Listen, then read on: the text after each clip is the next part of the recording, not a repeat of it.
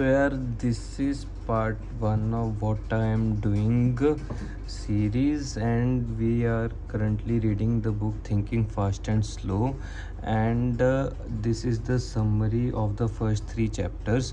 So firstly, in the intro, the main thing we are told about is the brain to be seen into 2 parts, specifically system 1 and system 2.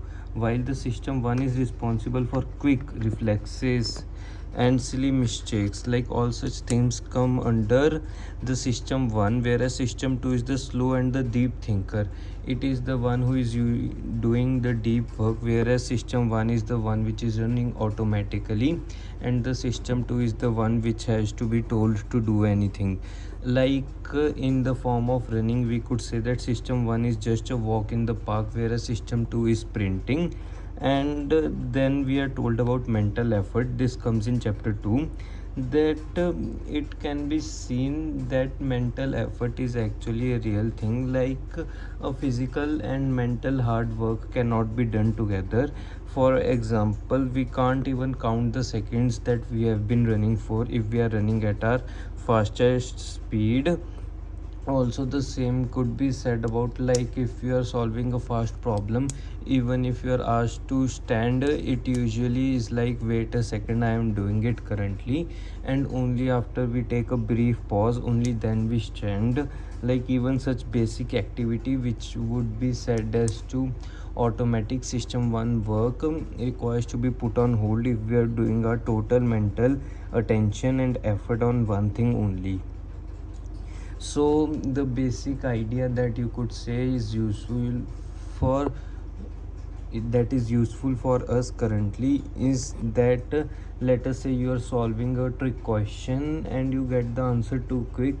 It could be fishy system 1 working, whereas you should recheck it step by step and let system 2 do the thinking due to the law of least effort. Like, the system 2 is lazy as it wants to conserve its mental energy.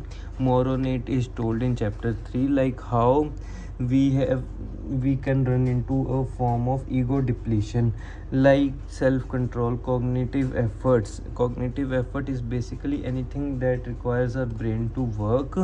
Will put will be using a currency of mental energy, and we don't want to run out of it. Like, if you try to be aware of your surrounding on all times, you are bound to be tired easily, more than if you were to just sit casually.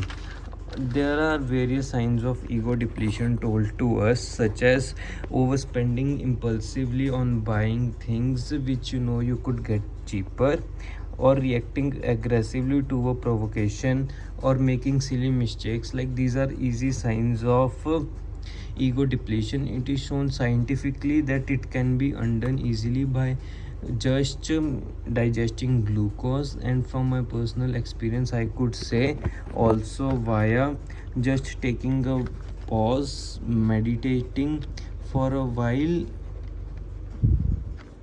and just trying to gather your energy back. Like, it is not a huge solution like ingesting glucose, but in a place and position in which you don't have anything else, and it can be the quickest and often something which could save you quite a few errors in exam. Thank you. With this, we have completed the first 3 chapters of Thinking Fast and Slow.